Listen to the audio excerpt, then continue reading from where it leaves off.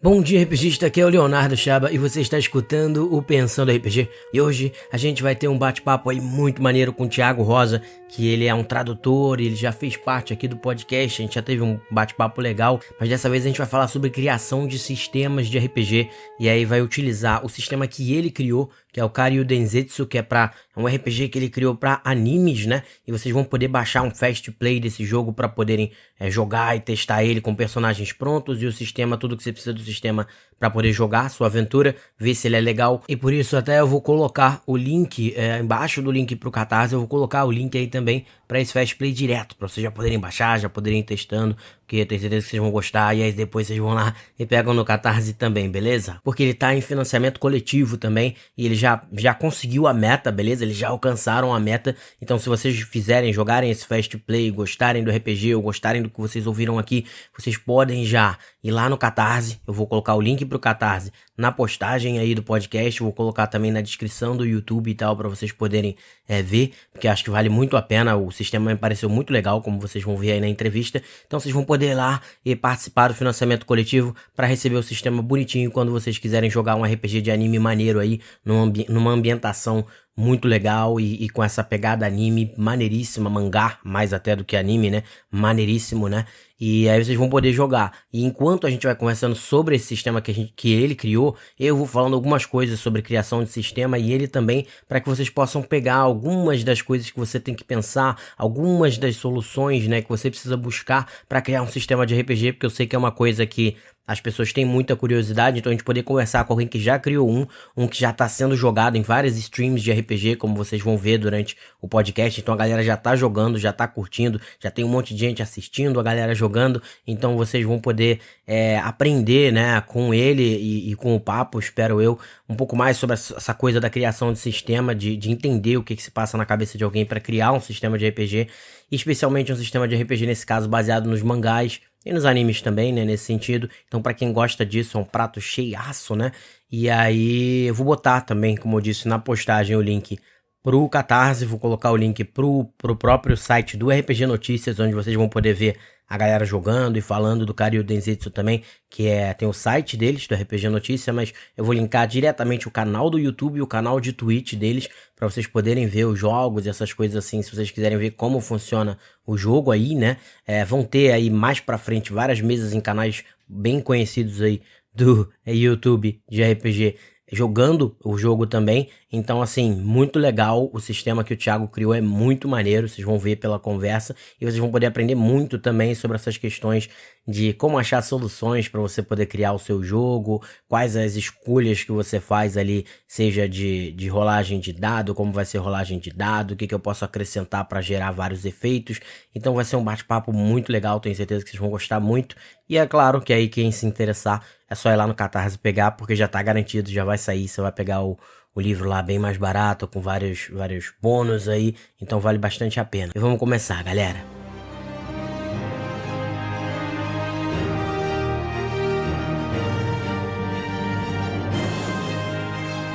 Fala aí, galera, eu tô aqui com o Thiago Rosa, né, que já participou do podcast aí uma vez, a gente teve um bate-papo muito maneiro e eu tô trazendo ele de volta para falar um pouco sobre criação de sistemas, né, você criar o seu sistema de jogo ou até pequenas homebrews e tal, qual é o processo assim de pensamento e o trabalho que dá você criar, seja pequenas coisas para o seu RPG ou até sistemas, né? Um sistema complexo inteiro, porque ele recentemente, inclusive aí, não sei se foi sozinho ou não, mas ele criou o Karyu Densetsu, que é um sistema de RPG que está em financiamento, né? Provavelmente falei lá na introdução do podcast, então ele está em financiamento, já teve sucesso, o livro já vai sair, então vocês podem correr lá para garantir um sistema de RPG nacional bem maneiro, e a gente vai falar sobre o que é o sistema nesse podcast também, então vocês vão poder pegar esse sistema lá já, sabendo que ele já vai sair, e aproveitar as condições do financiamento coletivo, e vão poder aproveitar esse bate-papo maneiro também para falar aqui, que a gente vai falar sobre a criação de jogos, de sistema, essas coisas assim, que é bem legal,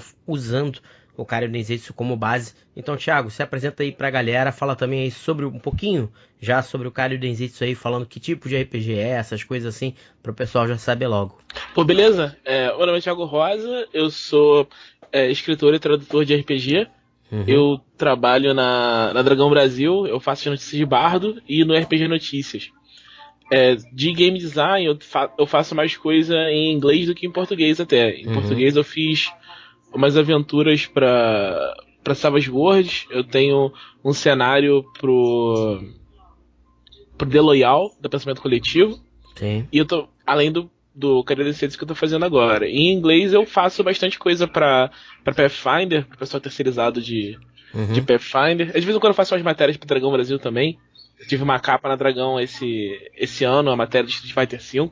Não, então, legal, cara, maneiro o pessoal saber. Da outra vez a gente até falou bastante sobre tradução, que você falou do seu trabalho até traduzindo Dragon Ball e tal pro 3DT, se eu não me engano. Isso. Legal, não, legal. E então, pô, fala um pouquinho, então, como falei aí, sobre o Karyu Densetsu pra galera saber que tipo, né? Já que é um sistema de RPG que você criou, falar sobre essa criação, sobre que tipo de RPG é também, e aí a gente vai aproveitando, assim, eu vou pegando uns ganchos pra gente poder falar sobre como é você criar um sistema ou alguma coisa assim, conforme a gente for tendo o nosso bate-papo. Então manda ver aí. O Karyu, ele é muito um jogo que eu fiz, mas que eu meio que não queria ter feito, assim. eu gosto muito de fazer material pro jogo das outras pessoas, assim, de fazer mais homebrew sei lá, preencher lacunas de design em vez de criar um jogo do zero, assim. Sim, sim. E eu queria muito um jogo que eu pudesse fazer todas as coisas que eu posso fazer no Karyu. Um jogo focado em narrativa compartilhada, com um combate tático que não dependa de mapa, com bastante customização, sem grid, com bastante customização e com foco em animação japonesa, né? Só que esse jogo não existe. Eu procurei ele muito em vários lugares e simplesmente não existia. Eu tentei chegar nessa experiência através de pequenas alterações aqui e ali e simplesmente não conseguia. Como eu não conseguia, eu percebi que eu tinha que fazer o jogo. Sim, aí sim. eu comecei a desenvolver ele. Foi muito tempo até a gente chegar na mecânica base de jogada de dados para ela representar a ideia de... Porque assim, deixa eu explicar a mecânica de jogada de dados do Karyu pra fazer. Manda ver. Até porque aí, se você quiser, pode explicar, mais falar da mecânica e tal, e até já explicar pra galera entendendo. Porque, né, quais foram as suas opções, né? Tipo, eu escolhi essa mecânica de dado, aí você diz como é que ela é mais ou menos, e pode explicar o porquê, por que você acha legal e tal. Porque acho que parte dessa ideia de você construir o seu sistema, que nem você falou, eu quero um sistema que a jogabilidade seja mais ou menos assim. Você tem que entender essas coisas, que um exemplo, né? Por exemplo, vamos dizer que eu vou escolher se eu vou rolar o dado de 20, ou se eu vou rolar, por exemplo, como no GURPS lá, são 3 dados de 6, ou o Coda dos Senhor dos Anéis que eu joguei, que são 2 dados de 6, porque isso é uma coisa que parece às vezes boba, mas na realidade muda completamente o jogo, porque o D&D e os jogos que usam o sistema D20, a variância é muito maior. Então você pode ter um personagem muito forte errando feio contra um personagem mais fraco, o personagem mais fraco conseguindo acertar um personagem mais forte, e o seu personagem consegue fazer as coisas até com às vezes menos consistência em alguns momentos do que um sistema com outro tipo de dado, por causa da variância muito grande, né, do dado de 20. Já por exemplo, 3 dados de 6, a curva, os extremos se tornam bem menos acentuados, tanto de erros críticos quanto acertos críticos, ou acertos por muito e erro por muito, você fica mais na média, porque você está rolando 3 dados, então com isso você faz com que os resultados sejam mais constantes e que também, que geralmente se o cara é mais forte do que o outro, a tendência é que ele vá acertar mais o outro, e por aí vai, né? Tipo, não tem tantas surpresas como às vezes você vê num sistema de dado de 20, então é só para mostrar como às vezes até a escolha de qual rolagem de dado você vai usar muda o estilo de jogo. Você pode ter um jogo mais padrão, mais consistente, resultados como um GURPS, ou um jogo com maior variância como o D&D, e um jogo com maior variância tem suas vantagens em termos de jogabilidade, porque às vezes a pessoa se diverte mais, porque tem mais um imponderável. Então tem muitas coisas para você ponderar. Então se você quiser ir falando aí, vai explicando o Karyu Densetsu pra galera, não só a temática também de anime, que é legal pro pessoal saber, e vai falando aí das suas escolhas de sistema, que eu acho que vai ficar legal. Tranquilo. Então, pro Karyu Densetsu, eu desde o começo sabia que para representar o tipo de combate, de ação que tem nos mangás seinen que servem de base pro jogo, eu ia precisar ter vários tipos de recursos que os jogadores iam manejar. E lidar com vários tipos de recursos na ficha pode ser um pouco cansativo se você tem que ficar marcando, contabilizando, anotando. Então eu procurei uma forma de integrar isso na jogada de dados para que isso não ficasse tão cansativo. Uma das formas que eu encontrei de fazer isso foi a sincronização, que é basicamente um tipo de dado diferente, que ele é um recurso que você conta pela posse desses dados. O jogo usa D6 na maior parte do tempo, mas em algumas situações você ganha os dados de sincronização. Você vai acumulando eles e vai contando. Você pega os dados e vai deixando eles perto de você, né? Tá, então esse é o sistema, esse aí que você já criou, então um sistema de sincronização, que é para poder solucionar um pouco essa questão de ter muitas coisas ao mesmo tempo que o cara teria que lidar. É mais ou menos isso? Isso, a sincronização ela tem esse nome porque é um elemento do cenário, né? É uma questão de poder espiritual. Você vai se aproximando da sincronização à medida que a aura do seu personagem fica na mesma frequência do ambiente, né? A aura vai ficando na mesma frequência, você vai conseguindo usar mais energia assim, do ambiente. Aí você ganha esses dados que você pode usar para melhorar as suas jogadas, né? Maneiro. Na maior parte das vezes você vai jogar os dados de 6 lados, mas se você usar os dados de sincronização, que são D10, você joga todos juntos. E a jogada funciona do mesmo jeito, independente de quais dados você jogar. Você vai jogar todos os dados que tem a jogar. Geralmente vai ser uma quantidade de dados igual a um valor de um atributo seu. Você vai lançar esses dados e vai separar 2 deles, geralmente os 2 maiores, para ser o total da sua ação. Isso determina se você tem sucesso ou não, né? Entendi. Você vai comparar esse total ou com um número alvo ou com uma outra jogada que o narrador faz. Tá, não, resistida ou então um nível de dificuldade qualquer, né? Na maior parte das vezes é feita uma jogada contra, porque você não tem, determinar nível de dificuldade não é uma preocupação pro narrador no Cariú, porque a gente tem uma coisa chamada tensão, que ela vai aumentando à medida que você vai jogando, e ela determina o quão perigosas as coisas estão, porque em mangá, geralmente no começo as coisas são fáceis, né? Sim, você tá seguindo mais ou menos uma estrutura de uma história de mangá mesmo, assim. Legal. Isso. Eu queria passar pelo jogo a ideia dessa estrutura. Que no começo as coisas estão fáceis, vão ficando mais difíceis à medida que a história vai progredindo. Sim, então, mas isso, legal, achei bem maneiro isso, mas até me fez pensar, então é um jogo que talvez seja para campanhas não tão longas assim, porque ele, de certa forma ele tem um arco mais definido também de história, né? O que eu acho até legal, mas não sei se é isso mesmo ou não, só porque me passou isso pela cabeça. Porque se ele vai subindo a dificuldade, de certa forma, ele já tem dentro da sua própria estrutura uma espécie de início, meio e fim, talvez, não sei. A tensão, ela é feita pra zerar no final de cada sessão. Quer dizer, zerar. Ela entendi. volta pra 2, que é o valor base dela.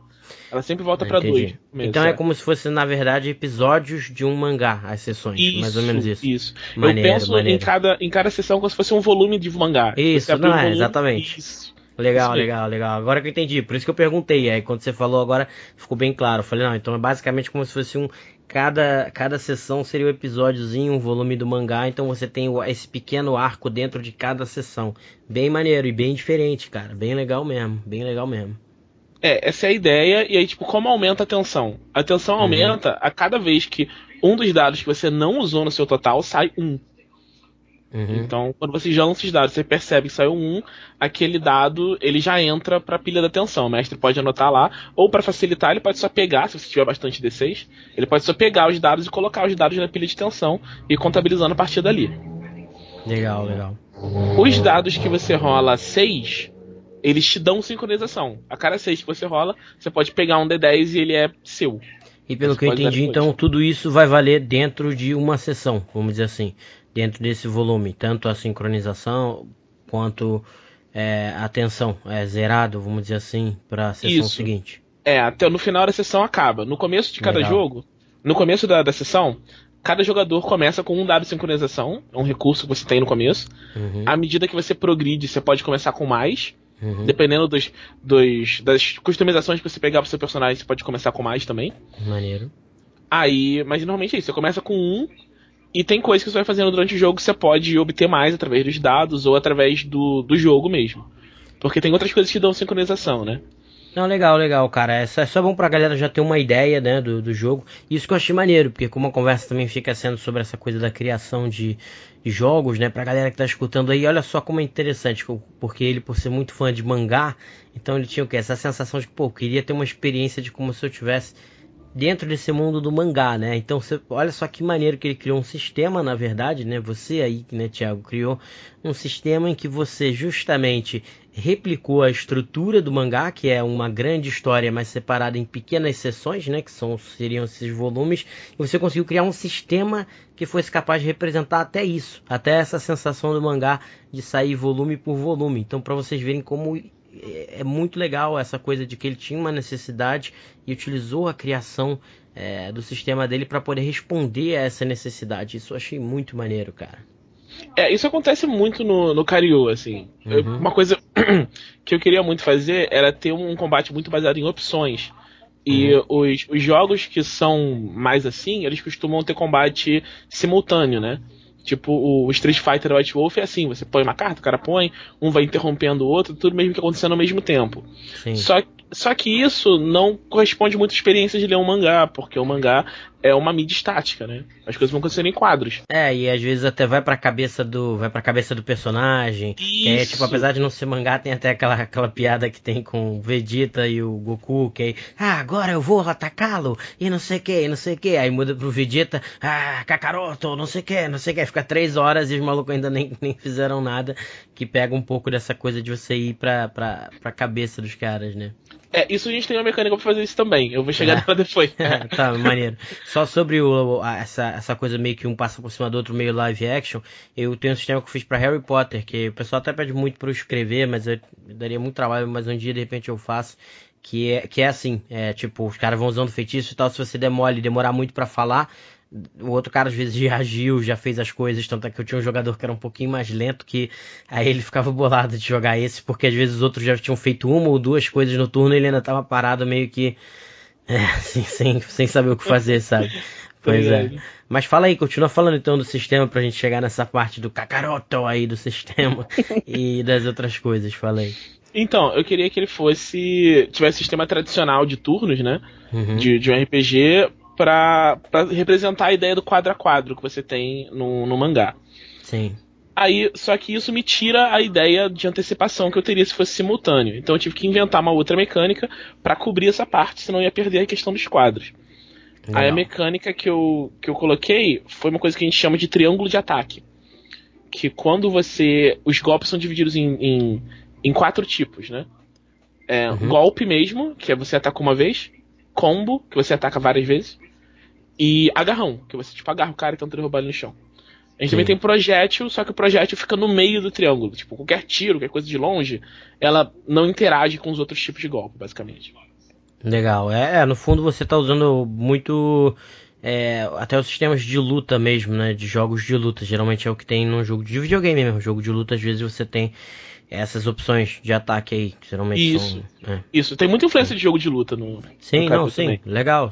É só apontar porque às vezes a gente pega, né? Mas o pessoal que tá escutando, às vezes é só pra mostrar, que se vocês pararem pra pensar, a maioria dos jogos de luta tem essas mecânicas que ele acabou de falar, essas 3 aí, do triângulo. Às vezes não tem o de ataque à distância, mas esse triângulo que ele falou sempre tem. Então é legal pra galera já ir percebendo você pode puxar dos jogos de luta ali as mecânicas pro seu RPG e tal, pra galera ir pegando as manhas.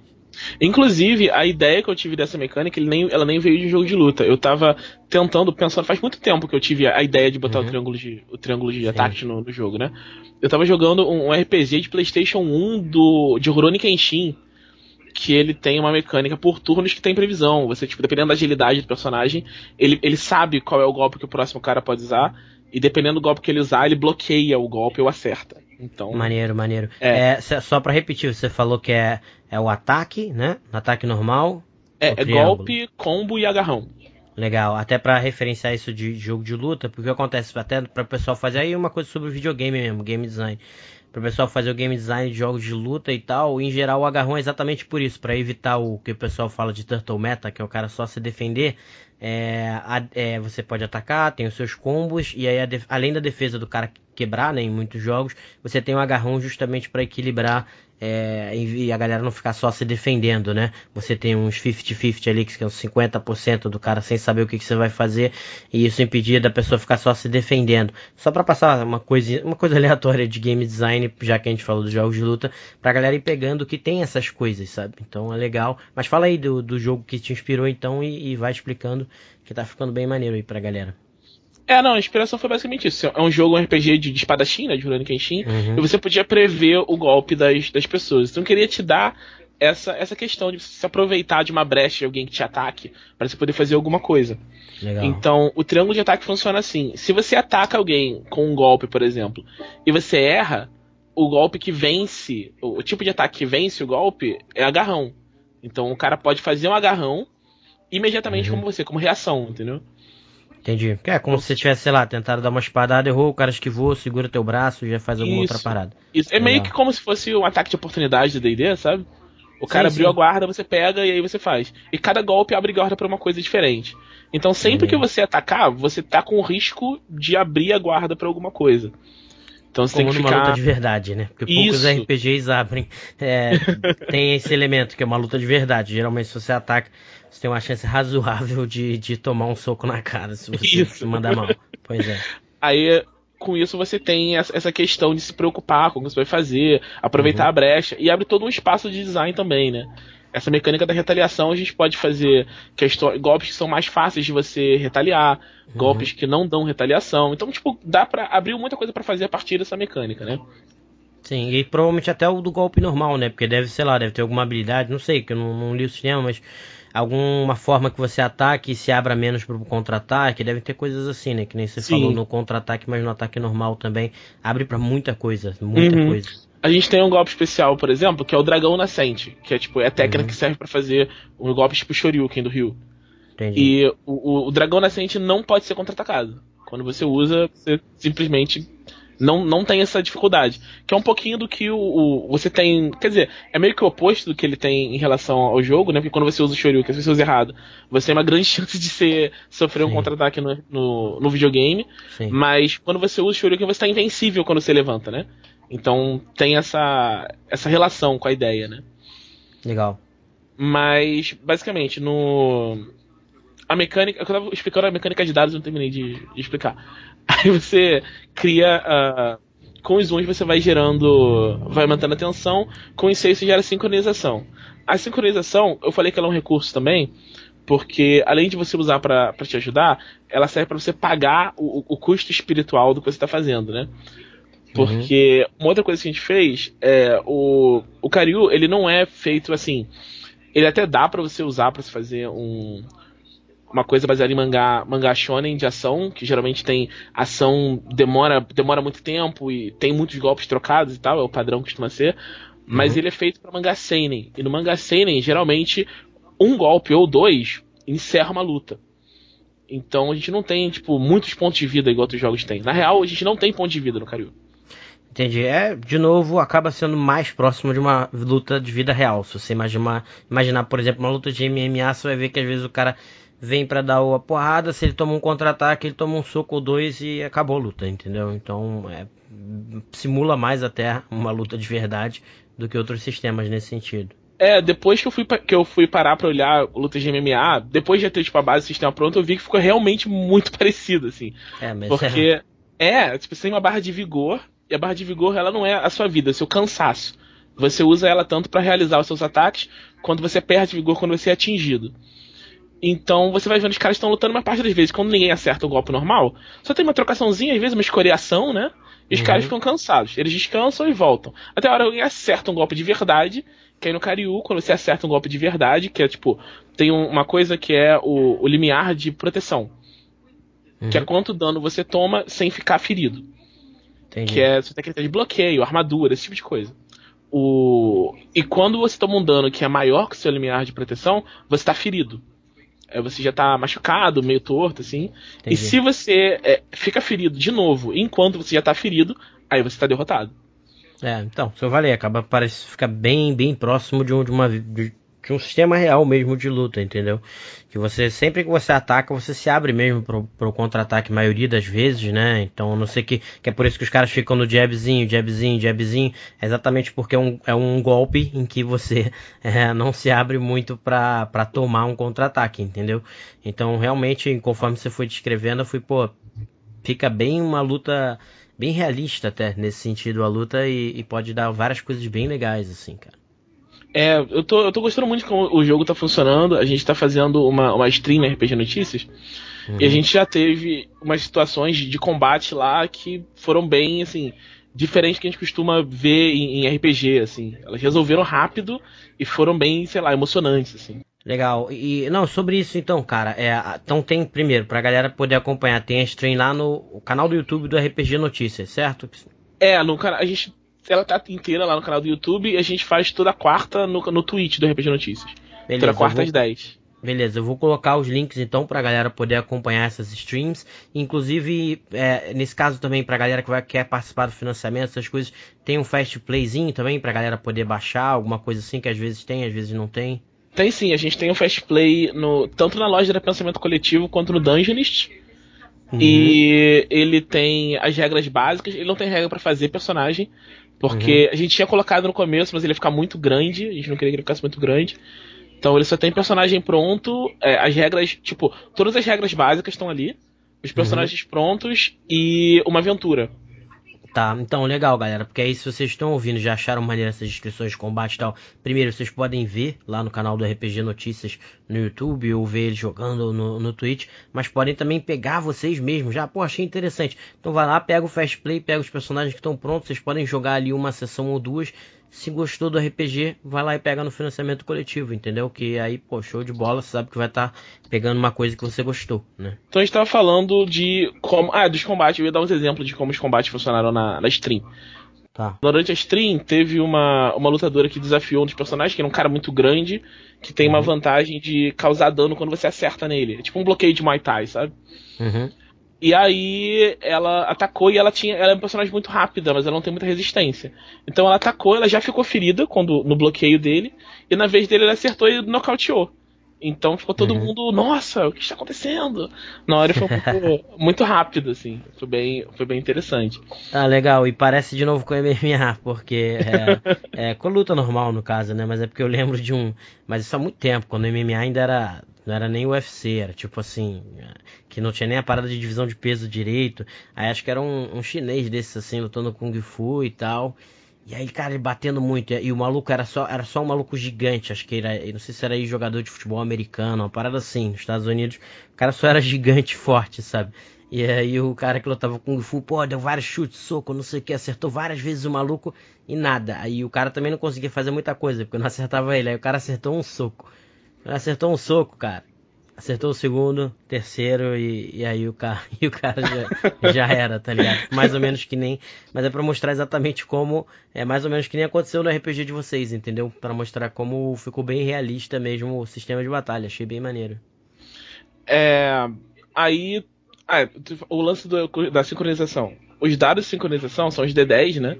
E eles não... Além de melhorarem a sua jogada... Eles servem pra cobrir o custo das técnicas que você faz. Isso. Porque o vigor, ele vai gastando, né? Você tem uma coisa que a gente chama de limiar de canalização, que é quanto de vigor você pode gastar sem se cansar, né? Aí ele depende do tipo de personagem, mas normalmente é 3 quando você começa o jogo. E isso geralmente é o suficiente pra você dar um golpe. Né? Um golpe bom, sem ser um golpe. O jabzinho você pode dar quanto você quiser, você não gasta, né? Sim. Mas se usar um golpe bom, você gasta. E se você quiser fazer mais, pra você, por exemplo, agir, retaliar, você provavelmente vai gastar Nagen, para você, que é esses pontos, né? Pra você usar algum poder especial, você vai ter que gastar. Então você tem que ir controlando isso, porque a sua barra de vigor vai diminuindo e quando você é atingido, ela diminui também. Então, e se ela chegar em 0, você fica ferido. Então você tem que tomar um cuidado aí de gerenciar a sua... Porque o que é mais próximo da vida nos outros RPGs, né? Também é o que você usa pra fazer os seus golpes. Só que quando você usa sincronização, a sincronização diminui em 1 o custo em vigor que você teria, assim. Você gasta um de Nagen a menos. Então quando você quer fazer um super golpe, você vai guardando os D10 e joga tudo junto, assim. Você vai se preparando, aguardando um bom momento pra dar um golpe final e encerrar de uma vez só. Pô, muito maneiro, cara. E esse sistema da barra de vigor, misturado com a barra de vida, também é legal porque é aquilo que eu vim repetindo aí várias vezes, que é muito similar a uma luta de verdade, porque até a estratégia em algumas lutas de boxe, MMA, essas coisas, que é o cara cansar o outro cara para poder ter oportunidade de atacar quando o cara tá cansado e ganhar a luta, sabe? Então isso é bem similar à vida real de novo, assim. Então tá bem legal, cara. Você criou um sistema assim muito maneiro em termos de realismo até nesse sentido, misturado com a possibilidade de ter os golpes especiais, etc, que a gente vê nos animes, né, e nos mangás. Essa é a parte que a gente começa a piração, né? Quando tem os golpes especiais, a gente começa a piração. Mas foi uma preocupação que a gente teve, porque para você fazer um jogo sem ter, sei lá, um sistema de poderes consistente, cada um pode fazer qualquer coisa, você meio que não precisa de um sistema específico, né? Se você quisesse fazer isso em qualquer sistema genérico, você poderia. Então a gente quis determinar um sistema bem específico para que o cenário tivesse uma cara a partir desse sistema e que você sentisse, a partir do uso dos poderes, que você estava jogando nesse mundo, né? Tipo, dar uma textura a partir das técnicas. Sim. Aí a gente determinou umas regras do que os poderes podem fazer, né? Nessa parte já foi quando eu não fiz o esqueleto do sistema, eu preparei sozinho, né? Mas toda a parte de cenário e tal, eu fiz junto com a Nina Bichara. Legal. E essa parte de definir o que os poderes podem fazer, eu conversei bastante com ela também.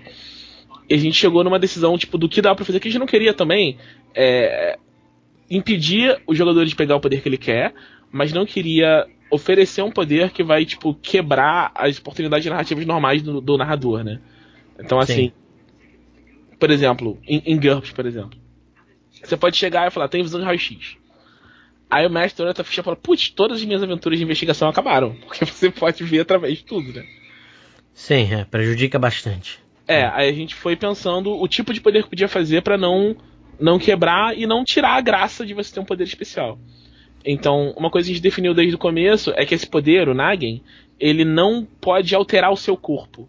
Ele só pode fazer mudanças, tipo, na sua aura, ou você... Como funciona o poder, né? Você tem uma aura, que é tipo uma energia que todo mundo tem, e ela é meio que, tipo, no cenário, ela é meio comprovada cientificamente, uma coisa que todo mundo sabe que existe, tem academia que você pode ir pra estudar e tal. Não tipo, é poder espiritual, mas é aceito, normal e todo mundo sabe. Foi comprovado cientificamente, mas de certa forma até bate um pouco com o que seria o Ki na cultura chinesa, porque pra eles é real, assim. Isso. É que você tá querendo dizer que já foi provado até cientificamente, mas assim, é tão real quanto é o real pro Ki lá pro pessoal que pratica o Qigong, essas coisas assim. Isso, essas coisas mesmo. Aí, o que ele faz? Você normalmente pode usar ele pra, tipo, melhorar suas habilidades físicas, essa é a coisa mais básica que você pode fazer, e você pode mudar a sintonia da sua aura pra se relacionar com alguma outra coisa, principalmente algum elemento. A gente usa os quatro elementos clássicos, né? Você pode, por exemplo, aproximar a sua aura do fogo pra transformar um pedaço da sua aura numa bola de fogo e jogar a bola de fogo no cara. Maneiro. Você pode fazer isso pra, tipo, aumentar o calor no ambiente. Com ar, você pode fazer uma coisa que parece telecinese. Esse tipo de coisa, assim. Tem uma coisa muito básica de telepatia, mas é bem fraca. Então são coisas assim, são poderes que as pessoas vão reconhecer, mas elas são um nível assim, elas não é nível super-herói, assim. Tipo, ninguém voa, ninguém se teleporta. Sim, não é pra quebrar o jogo, é mais pra ser uma coisa, um elemento a mais que você vai poder usar e que se usar também com inteligência em momentos de roleplay, não só de combate, também podem acabar fazendo alguma diferença. Isso mesmo. E tem um grande adicional, né, que entra na parte de construção do cenário, que a ideia do Karyu é que ele é um mundo que tá, tipo, muito melhor que o nosso, né? Em 99 teve um evento que meio que juntou as nações, então o efeito de globalização está muito maior. Então tem muito menos preconceito. É um mundo melhor, basicamente, né? Em todos os sentidos. Economicamente, socialmente, culturalmente, é tudo melhor. Maneiro. E a gente acha que, tipo, é difícil, bizarramente muito difícil a gente ver o nosso mundo desse jeito sem algum alvo pro ódio das pessoas, né? O ser humano se volta contra o ser humano na maior parte das vezes, mas sempre tem alguém que eles tenham que odiar. Então a gente tem um outro lugar, um outro mundo, uma outra dimensão, né? Onde tem essas criaturas que podem usar o Nagen pra mudar o corpo dela. A gente chama ela de Shen. O monstro que fez o ataque era um Shen. E aí as Você pessoas... criou, então na verdade, é porque isso que eu ia falar, é difícil até de imaginar, porque todas as nações e tal, por exemplo, né, qual foi a estratégia da Prússia na época que queria unificar a Alemanha, né, e eram vários burgos, etc, né, então o Bismarck, e o que ele fez lá na Prússia, ele criou um inimigo externo, e aí criando um inimigo externo, você consegue unificar todas aqueles burgos, aquela coisa fragmentada que você tinha que hoje forma a Alemanha, por exemplo, né? Porque a Prússia era o grande, né? O grande reino ali no caso, e aí ele conseguiu unificar justamente apontando para um inimigo externo, e aí como você agora a partir de agora existe esse inimigo externo, a gente consegue se juntar para poder, e forma uma nação, que foi a Alemanha, né, para poder lutar contra aquele inimigo externo. Isso foi a mesma coisa que aconteceu na Itália também, para juntar todos aqueles burgos, todas aquelas coisas, eles criaram um inimigo externo, e através desse inimigo externo você unificou esses países, formando Itália e Alemanha. Então nesse caso seria mais ou menos isso, só que com o mundo inteiro se unindo contra essa raça aí que você está falando. Isso, basicamente. Assim, Legal. não é bem uma questão de se unir, porque as nações estão muito divididas entre como lidar com elas. Tem alguns lugares que tem nações lá também. Mas... Sim, mas é porque se uniram no sentido não de unificar como uma nação única, mas assim, de seres humanos, vários dos problemas de ódio, etc., que a gente tem agora, acabaram se dissolvendo em função de se proteger contra uma raça alienígena, no caso. É isso mesmo, e todo mundo, quem tem qualquer bitolação e precisa odiar alguém, odeia esses caras, né? Então a gente consegue, dessa forma, a gente consegue tratar de qualquer questão de preconceito e coisas assim, sem ter que colocar preconceito de verdade no jogo. A gente trata de um preconceito ficcional. Bem estilo X-Men, né? A gente usar mutantes como stand-in pra qualquer questão de direitos civis, mesma coisa que a gente faz isso com o Shen. E a justificativa disso no cenário é isso, que eles podem transformar o próprio corpo. Então as pessoas têm muito, muito medo disso. A gente tem um exemplo no livro básico, uma habilidade que um jogador que tenha sangue de Shen pode ter, que é muito restrito quem pode ter, né? Você tem que gastar um trunfo pra conseguir usar, mas se você consegue, você pode se transformar em outra pessoa. Isso é uma coisa que eu sempre vejo isso sendo usado em ficção, e as pessoas meio que deixam, o cara vira outra pessoa, beleza. Mas isso é uma coisa que muda completamente o jeito como você pode conviver em sociedade, né? Claro. Como você pode, sabe, você pode confiar em qualquer pessoa, que pode ser qualquer um, né?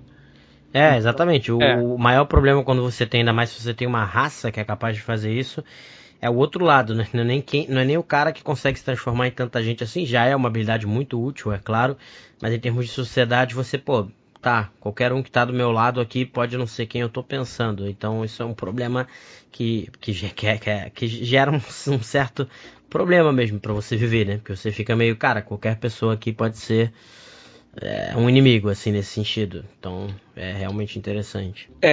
Aí... Tem isso, a gente tem todas umas explicações do que acontece, pequenas mudanças que acontecem no mundo, pra dar um gostinho diferente, né? O cenário do Karyu, a gente queria que ele fosse familiar o tempo todo, pra não forçar ninguém a ter que ter lido o cenário todo pra entender o jogo, né? Sim. Então ele é muito parecido com o mundo que a gente vê. Tipo, você abriu sua janela, o que você tá vendo, provavelmente é o que você veria no Karyu Densetsu. Sim. Mas a gente também colocou umas pequenas diferenças, assim, pra quem quiser dar um gosto diferente, pra quem quiser dar uma incrementada, e pra ele poder ter um gás de parecer uma coisa nova, né? Legal, cara, isso é até legal pra eu saber, né, porque isso é uma coisa que eu ia perguntar, era exatamente isso, que você criou um sistema bem parecido com o mangá, até nessa divisão, você tem no fundo as sessões quase como se fossem capítulos de um mangá, que eu achei muito legal, um sistema de luta bem único, bem maneiro também, que eu acho que a galera deve estar gostando bastante, principalmente a galera que talvez queira um combate, uma luta mais parecida com a realidade, né? E eu ia perguntar isso, era se era para ser um sistema mais genérico para RPGs baseados em mangá e tal, ou se tinha um cenário próprio. Então você já acabou entrando nesse assunto de ter esse cenário que vocês criaram e trabalharam, então. O cenário, eu tinha algumas ideias e quem desenvolveu e juntou elas mesmo foi a Nina. Mas a ideia que a gente tinha era sempre isso, de ser uma coisa familiar, ao mesmo tempo que é diferente, e de dar elementos para você poder construir boas histórias, assim. A gente a gente vai fazer alguns contos e tal nele, mas a ideia não é assim, nunca vai ter um metaplot no Karyu, assim. A gente não vai mudar o ano e vai mudar tudo que tá ali. O ponto de partida sempre vai ser o mesmo. E Sim, aí... é mais uma ambientação, né? Pro cara ter algumas guias gerais, umas ideias gerais, mas a história desse mundo é a galera que vai fazer jogando e cada jogo pode recriar e criar de novo a história sem ter aquela coisa de timeline fixa, que aí agora mudou tudo. Praga dos feitiços, Spell Plague, que agora fugiu a Exatamente. tradução. Isso. Destruiu tudo e tal. Praga de feitiços? Não. Qual é Eu a acho, tradução? eu acho que é Praga dos Feitiços, não sei. Eu não Praga de joguei. feitiços. Enfim, Não Spell joguei Plague. Forgotten na quarta edição. Spell Plague destruiu tudo, aí agora a quinta edição precisou dizer, não foi bem assim, calma, não foi bem assim, vários deuses que morreram voltaram e tal, e aí fica um nó, né, às vezes na cabeça da galera pra jogar. Uhum. Aí vai ser sempre a mesma ideia do cenário, e tem uma questão que a gente botou no cenário também, de ter uma tecnologia, pra não ter que só... Porque se todo mundo fosse criar o mesmo tipo de personagem, acaba ficando meio chato, né? Uhum. Então a gente tem mais ou menos 2 tipos básicos por enquanto, pelo que eu já comentei. O humano que usa o poder do Nagin, né? Uhum. O Shen, e tem outro tipo que a gente tem no jogo, que é o Cyborg. Que é um humano com próteses e tal, que evoluiu muito. A ciência é um pouquinho mais avançada no cenário, né? Justamente por causa do contato com o outro mundo, que tem meio que um plot escondidozinho ali, tem umas pistas do que pode ser, mas a gente nunca fala como exatamente o outro mundo fez a tecnologia se avançar. Tem várias pistas no livro, mas a gente nunca chega e fala com todas as letras o que aconteceu. Pro cara ir lendo e jogando e poder inventar o que ele quiser, e às vezes só pro cara lendo pensar, é isso aqui. Eu acho, tipo, legal você descobrir as coisas assim. Você vai, porque aí você abre pro cara criar também, né, cara, e poder fazer várias coisas legais. É que nem, por exemplo, ali é porque eu não li depois pra saber se eles já definiram melhor ou não, mas na época que eu jogava não tinha muita definição. Que nem no Vampire lá, quando você vai falar da Jihad ou da Gehenna e etc, você tem várias pistas, várias paradas, várias profecias, mas não chega a ter uma resposta. Então você poderia, pelo menos naquela época, né, que eu jogava mais e tal, você poderia criar em cima disso. O que é verdadeiro naquelas lendas ou não, várias coisas assim. E isso eu acho legal, você poder ir puxando. Você dá algumas ideias para as pessoas e deixa que a galera resolva isso. É que nem, se eu não me engano, também no Demônio da White Wolf também, que é do Storyteller, que, se eu não me engano, o Lúcifer também não tem resposta. Ninguém sabe se ele fugiu, se ele sumiu, se ele ainda tá preso, se ele não tá preso. Isso é deixado em aberto para quem quiser jogar poder. Que aí você pode jogar até vários RPGs diferentes sem que a resposta para essa pergunta seja diferente, entendeu? E isso é legal. No começo de Vampiro, até se Caim existia ou não, era em aberto, né? Uhum, pois é. Tem várias coisas abertas, isso é legal. Eu lembro mais agora do Demônio, que é o mais recente que eu joguei, que com o Lúcifer é assim, você não sabe se ele tá preso, se ele fugiu, se de repente, na verdade, ele tava aliado a Deus para testar os anjos. Quer dizer, você pode ter várias tramas diferentes em relação só ao Lúcifer. Ainda tem uma segunda trama, que é de que os anjos não estão mais na Terra quando você volta, né? Como o Demônio, né? Os anjos não estão mais na Terra, você não sabe por quê. Isso eu acho legal, que é mais ou menos o que eles fizeram com o Karyu aí, que você tem várias pistas para seguir, né? E aí você pode jogar até esse mistério várias vezes, né? O RPG pode se basear nos jogadores tentando descobrir esse mistério várias vezes, se você quiser. Mais de uma vez até você pode jogar em cima desse mistério. E eu acho isso legal, assim, essa abertura é bem legal. Aí a gente também tem no livro tem vários, você pode contar vários tipos diferentes de história, né? Uhum. Mas no livro a gente aponta 4 tipos de campanha que a gente acha que são os mais, assim, óbvios que dá pra fazer e os que são mais fáceis de dar suporte, né? A primeira é o jogo de torneio, que é tipo Street Fighter em busca do mais forte. Eu ia até perguntar, esse aí do cara que é meio ciborgue, eu pensei um pouco no Mortal Kombat lá, no Jax, era o Jax, que era... esse mesmo. Que tem os 2 braços metálicos, eu ia perguntar se tinha alguma inspiração lá. Eu não sei, será que foi daí que veio? Talvez seja daí que tenha vindo. A gente não sabe. Isso eu não tenho muita certeza de onde... Porque eu decidi que tinha que ter ciborgue. Eu não sei de onde eu tirei isso, porque inicialmente não parece ter muito a ver, né? Sim, mas encaixa bem. Em algum momento eu decidi que tinha que ter ciborgue. E os ciborgues, eles são meio que assim o inimigo padrão, assim. Tem uma supercorporação que tem ciborgues e fica investigando sobre o Shen, e ela é muito misteriosa e meio escusa. Então, o inimigo genérico é essa organização, né? Maneiro. Mas então fala aí dos tipos. O primeiro torneiozão? O tipo mais claro é esse, do Street Fighterzão. tem o torneio e todo mundo vai no torneio e vai lutando e tal, tem um pouco de mangá de esporte nisso, que é uma tradição que a gente tem pouco aqui no Brasil, né, de ler mangá de esporte, mas aí é sobre competidores e os dramas de cada um e tal, como você vai se relacionando. Uhum. Tem uma de caçadores de Shen, que tem uma organização que é o Círculo do Dragão, que meio que controla a passagem do Shen. Então, os personagens de jogadores nesse tipo de campanha, eles se envolvem. É meio que monstro da semana. É tipo, tem um Shen em São Paulo. Apesar de não ser dos mesmos tamanhos, eu pensei no Pacific Rim também. Pacific Rim. Não é com Jaegers, mas a mesma... É a mesma ideia.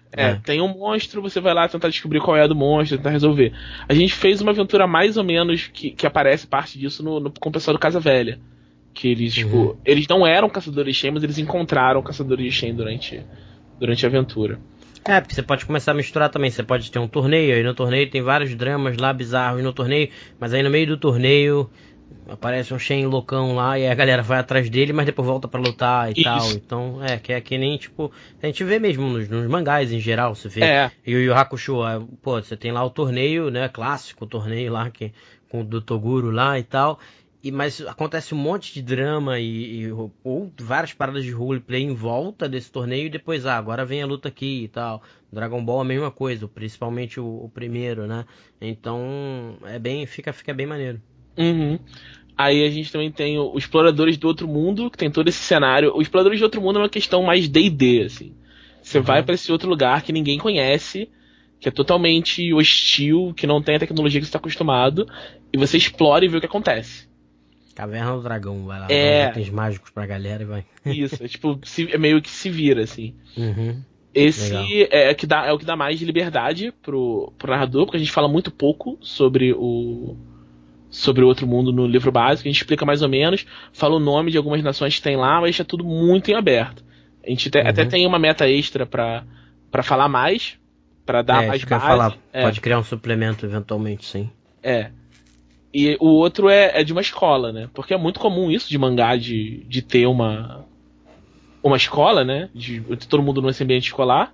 Porque para os japoneses é a parte mais interessante da vida deles, né? E aí, essa é uma escola especial é meio como se fosse um curso técnico de uso de poder espiritual.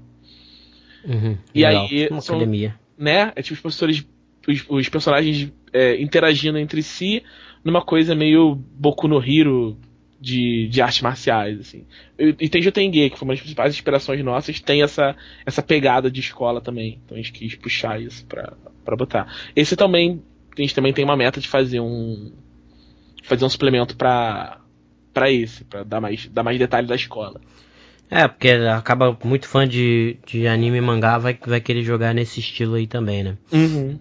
É porque é bem pega os diferentes tipos de fã, né, cara? Tipo, que nem você falou, esse é bem esse estilo do jogo baseado no colégio e etc, que aí vai ter gente que vai se amarrar pra caramba e tem gente que vai odiar, que nem eu até falei do sistema que eu criei lá de Harry Potter. Em teoria eu criei inicialmente para jogar dentro de Hogwarts, certo? Porque você imagina que é o que as pessoas vão querer, mas vários dos meus jogadores não gostam muito de Harry Potter no geral, acham ok. Então eles achavam um saco a parada da sala de aula e os dramas de sala de aula e não sei o que. Eles começaram a querer jogar direto agora eles voltam, eles querem jogar e acham muito maneiro, porque o que eu já botei eles começando lá pelo 5º, 6º ano, que aí eles já começam a se meter numas merda mais intensas e já rola mais magia e pancadaria com as magias e tal.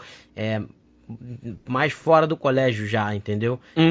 E aí eles passaram a gostar muito mais de jogar, usa o mundo do Harry Potter, mas com eles já quase adultos ou até adultos, do que começar lá no primeiro ano e etc. Agora, por exemplo, uma outra vez eu joguei e aí eram mais fãs de Harry Potter jogando, e aí o que o pessoal mais queria era aquela sensação que era similar à do livro, da escola. Então você tem as aulas, tem os dramas das aulas, tem que fazer os pontos para ganhar a taça das casas e não sei o que.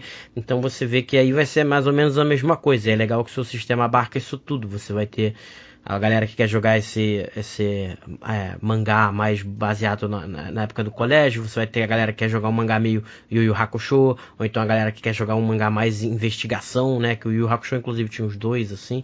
Então é bem legal, porque aí você tem 4 tipos diferentes que você falou aí, que vai atender setores demográficos diferentes, sabe? Isso é bem legal. Tinha falado uma coisa dos dramas dos personagens. Isso é uma coisa que eu tinha mencionado antes, que é um dos outros jeitos de você ganhar sincronização. E também é o jeito de você ganhar XP. Quando você faz seu personagem, você escolhe um caminho. Que é meio que o arco de personagem que ele vai levar, né? Aí, cada caminho tem eventos. E são só, tipo, é uma descrição de uma situação, assim. Por exemplo, tem o caminho do orgulho, que é pra você fazer um personagem mais estilo Vegeta, assim. E o caminho do orgulho, um dos eventos dele é quando você tenta dar uma explicação pra alguém tão superior quanto você ter falhado em alguma coisa. Quando você dá uma desculpa pra, eu só falhei porque eu estou com dor de cabeça, alguma coisa assim. Aí quando você faz uma coisa dessa, quando acontece um evento, você marca, tipo, tem uma caixinha do lado na ficha, você marca essa caixa, e aí no final do jogo, se a caixa estiver marcada, você ganha um de karma, que é a XP do jogo, né? Aí é assim que você evolui, tipo, seguindo o arco do seu personagem. É meio que, tipo, não é bem um incentivo de interpretação, é para o seu personagem ser exatamente aquilo que você queria que ele fosse, né? Não ir pra um outro caminho, basicamente. Quer dizer, maneiro. Tem como ele ir com outro caminho, que tem uma outra mecânica, que é a mecânica de reviravolta em cada caminho. Cada caminho tem um evento que, quando você quiser, você pode ativar ele, que aí você abandona aquele caminho e escolhe outro. Que serve um pouco o próprio exemplo do Vegeta de novo. O lado orgulhoso não, porque ele continua sendo, mas de certa forma, se você pegar o arco do Vegeta, tem uma reviravolta, que ele era o vilão e etc. E depois vira um meio anti-herói, alguma coisa assim, mas ele, o Piccolo, vamos dizer assim, todos eles têm essas reviravoltas. É até normal em mangá, anime, essas coisas assim. E maneiro, cara. Mas eu fiquei curioso, eu acho que a galera deve estar curiosa aí também, pra saber que sistema que você falou lá de no meio da luta ter os dramas também do agora eu vou te bater, e não sei o que lá. Kakaroto, não sei o que. Quero saber como é que funciona isso aí. Então, a gente tem um lance no sistema que ele também serve pra você ganhar XP, né? Você pode marca, que são os laços. Você, quando cria esse personagem, escolhe 3 laços, que são geralmente pessoas ou ideais, assim, que você pode descrever eles em poucas palavras, né? Por exemplo, o Vegeta, um dos ideais, um dos laços dele seria com o Goku. Então, quando você tem uma cena e você, tipo, interage com o Goku, ou menciona o Goku, alguma coisa assim, você pergunta pro mestre, posso marcar o meu laço? Porque se você chegar toda hora falando, então, eu vi o Goku ontem, posso marcar o meu laço? Aí você vai falar, não pode. Tem que ser alguma coisa, no mínimo, interessante, né? Mas se você marca o seu laço, e ele fica lá marcado. E se ficar marcado até o final da sessão, você ganha de karma. Mas, durante uma luta, você pode desmarcar o seu laço e ganhar um dado de sincronização. Só que você tem que explicar por que o seu laço influencia naquele momento. Então, digamos, você jogando com o Vegeta e marcou o seu laço com o Goku. Mas você está lutando com outro cara e você está levando uma surra. E aí, no meio da sua surra, você percebe que precisa dar de sincronização, aí você vira pra galera e fala, não, então eu tô caído, me levanto e lembro da minha última luta com o Goku e como ele tava me atacando sempre pelo meu lado esquerdo, e percebo, eu tenho que fazer a mesma coisa que o Goku, eu tenho que atacar ele sempre pelo lado do ponto cego dele. Aí você desmarca o seu laço, porque você se aproveitou daquela conexão emocional, e ganha um dado de sincronização pra usar. O Vegeta até podia ser do tipo, eu não vou poder morrer aqui, porque eu ainda tenho que derrotar o Kakaroto, não sei o que. Aí ele vai lá e fica putão e bate no maluco porque ele tem que ficar vivo pra lutar com o Goku depois. Isso, entendeu? exatamente. Assim. Não, legal, cara, bem maneiro. E se você não usar, você no final também ganha XP nisso. Então você tem que meio que pensar, eu quero ganhar aqui ou eu quero ganhar XP depois. Quero ganhar a luta ou quero ganhar XP, né? Isso. Aí o cara vai falar, eu prefiro ganhar XP morto. O negócio é ganhar XP. Não, então legal, cara. Maneiro, que aí deu pra gente já discutir várias coisas de game design, várias coisas maneiras aí também. E, cara, sistema muito legal. Acho que a galera então que gosta de anime vai se amarrar muito. Cenário muito legal, a forma do combate ser realista. Gostei pra caramba. E aí, se você quiser, não sei se tem muito ainda pra falar, mas fechar um pouco, fazer uma resumida aí. E aí a gente vai fechando o podcast aí também. Beleza, acho que a coisa importante que eu não mencionei ainda são as técnicas, né? Que são tipo, os poderes que você pode usar. Quando você escolhe eles, você ainda pode customizar eles um pouco. que você pode... você começa com 6 técnicas. Isso é uma outra coisa que a gente fez, que eu acho que é uma escolha importante de design, que a construção de personagens, ela é bem customizada, você pode fazer ele bem do jeito que você quiser, mas ela é toda quebradinha, como tipo o Sétimo Mar, por exemplo, faz, assim. Você não tem tipo 100 pontos pra gastar na sua ficha toda. Você tem pontos pra gastar nos seus atributos, e depois você vai fazendo escolhas no resto, assim. Você tem pontos pra distribuir no seu estilo de luta, no seu atributo, aí você escolhe 2 trunfos, escolhe 6 técnicas. Então a construção de personagem acaba sendo mais rápida se você tivesse que ficar fazendo conta e sabendo o que ia mudar de uma coisa pra outra. Parecido já que eu falei do sistema de Harry Potter algumas vezes, é parecido com o do Harry Potter que eu fiz, que você tem seus atributos primários, aí você tem X pontos pra gastar neles. Aí você tem os secundários, aí você vai gastar X ponto neles também, e aí os terciários, que são as matérias, né? Poções, transfiguração, blá blá blá, que aí você também tem X pontos pra gastar neles, e aí você faz a sua ficha. É mais fácil subir os terciários, porque são os que você pode estudar normalmente e tal. Então mais ou menos nesse princípio também, ver se não sei quantos pontos para gastar na ficha inteira, você já tem um determinado número de pontos para gastar em cada parte, né, da ficha, vamos dizer assim. Isso mesmo. E aí, nas técnicas, você além das técnicas em si, tem os upgrades, são tipo umas pequenas melhorias que você pode colocar em uma técnica. Então, se tem uma bola de fogo, sua bola de fogo pode dar mais dano, ela pode ser mais rápida, mais precisa. E tem essa divisãozinha, assim. Você pode ser mais versátil, tendo mais técnicas, ou suas técnicas podem ser mais fortes, tendo upgrade. Então, tipo, tem muita... Os personagens acabam ficando muito diferentes, basicamente, no final das contas. Legal, cara. Então, legal, cara, maneiro. E aí, então faz aí o jabazinho final aí, falando de onde a galera pode encontrar tanto o Caio Denzetsu. Eu vou botar todos os links lá, mas poder falar aí o que você quiser sobre onde podem encontrar o Caio Denzetsu, o canal de vocês, Twitter, o que você quiser dizer aí pra galera poder seguir o seu trabalho. Beleza, então galera, o Caio Denzetsu está em financiamento coletivo pelo Catarse, catarse.me/KDRPG, e a gente já bateu a meta, Agora vai dobrar a meta. Agora vamos ver até onde a gente vai. Com sorte a gente dobra a meta, depois dobra de novo a meta. Isso aí. Mas a gente tem um conteúdo lá, a gente tem um Medium também. Os links estão todos lá na página do Catarse. A gente tem um Medium com algumas coisas sobre cenário e tal. A gente tem gravação de algumas mesas. Nossa mesa do Casa Velha tá gravada e tem o link lá no financiamento também. A gente tem a nossa mesa lá no RPG Notícias está gravada também. A gente vai começar a ter mesas em outros canais em breve. A gente vai ter uma mesa no Vertente Geek, a gente vai ter uma mesa no Petisco no Play, a gente vai ter uma mesa no Teatro dos Mundos, vai ter um monte de mesas de Cario Densetsu em setembro. Maneiro. Não, legal, cara. Então é isso, eu vou... Twitter, qual é o Twitter aí pra galera seguir, se quiser? O meu Twitter é true_Shinkein no Twitter, vocês podem procurar lá. Vocês vão ver o logo do Cario Densetsu quando acharem, então vai saber logo que é o certo. Beleza, e eu vou colocar, como eu falei, vai ter o link aí pro canal deles no YouTube, canal deles no Twitch.